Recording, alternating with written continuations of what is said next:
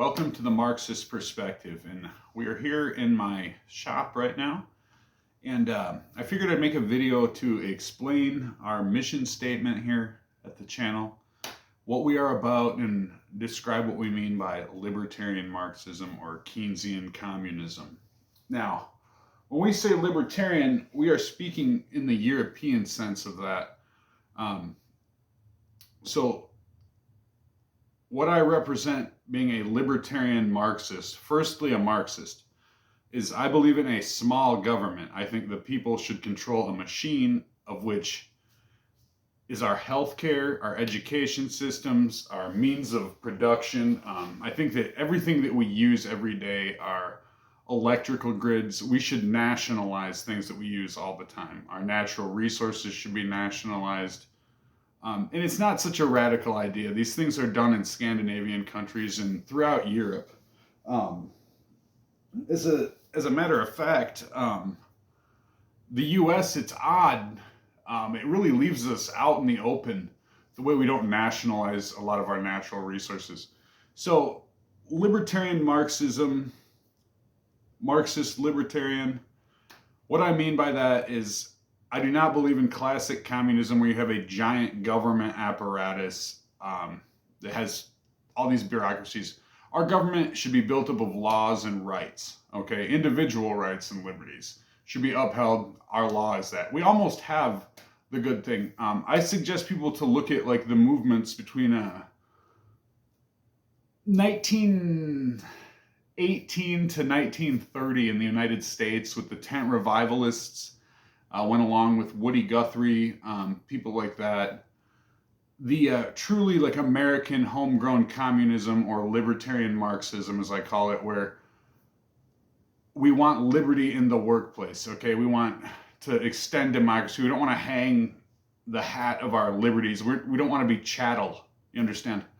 And we recognize like the evils of slavery, and one of the great sadly late to the game things we did in this country was abolish slavery about 25 years after England did it.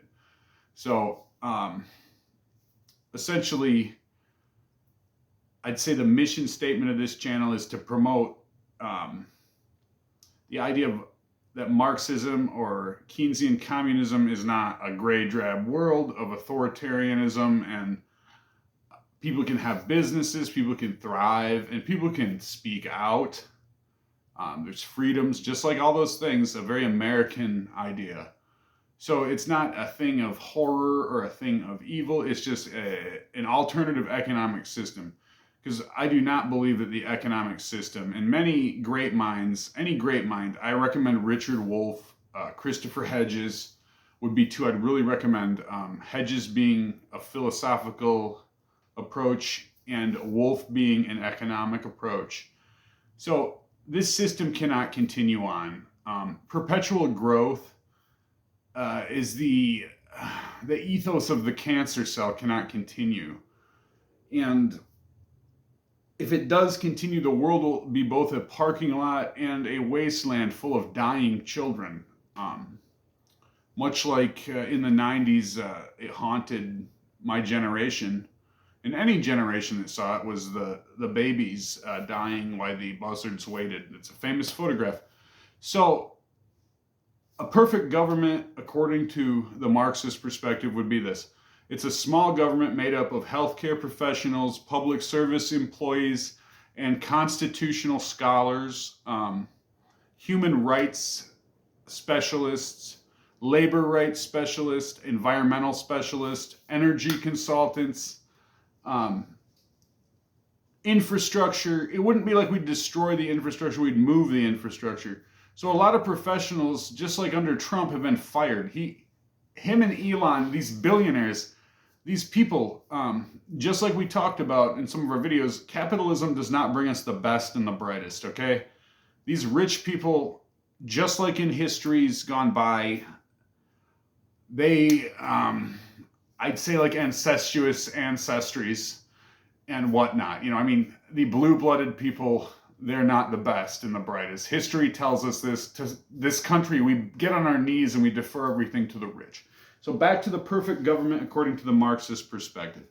It would be a small government made up of professionals, but it would focus, the most important thing on this channel is a healthcare system for the people, by the people, and of the people. I mean, my God, no more indignities. No more indignities. The fact is, the king, the pauper, the fool, the wise man, the criminal, and the policeman all get sick. If you are a millionaire and you get cancer and have to go through treatment and you refuse to get insurance and say, I pay for everything myself, you could not pay for your care. You could not pay for it. So healthcare is so unaffordable. They tell you there's no affordability crisis. That is BS. We should have Medicaid for all as an emergency right now. Our healthcare system is an international disgrace. An international disgrace. So that is one of the most important things here at the Marxist Perspective, is calling out the hypocrisy of the Democratic Party. They always dump us with national healthcare, and every other country that's decent has it. Even countries that aren't that decent. Look at the list that have a national healthcare system and the list of countries that don't. Look at them, okay? We're in a really, I'm sorry to say, a shitty list. So I don't want to be in that list. I care about my fellow man.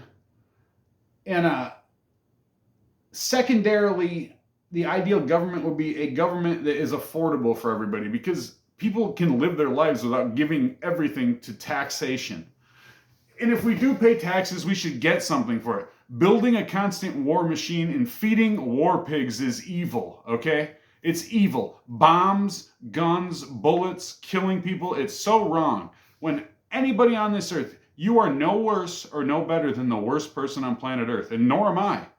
So we need to get over that, okay? There are bad people and there are unforgivable crimes. I will say that, but that's far and few between. In all societies in the world, I think we all can agree on what are unforgivable crimes. Murder, rape, the hurting of children, okay? And all of those things seem to happen in war, don't they? So if we all as societies can agree that these things are all bad, then that's something that we should work to eradicate, okay?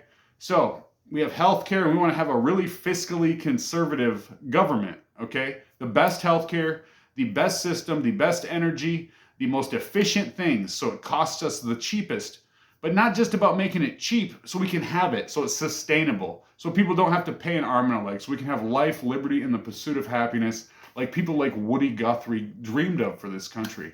People like Eugene Debs dreamed of this for people, and Nikola Tesla dreamed of this for people. To take that economic strain so that we don't always have to have the lash of circumstance waiting there, always a car problem away or something. And even people that are what we'd call the bourgeois, we don't hate bourgeois people here. We feel sorry for these people because they can be poor in an instant. I know so many people from the middle class that dropped down in the last 5 years. And I'd never tell those, you don't rub people's nose in it, okay? That's what they do. Just remember that, all right? Be above that. But we don't like to do that on this channel, but we will call it out, okay? And mostly we like to call out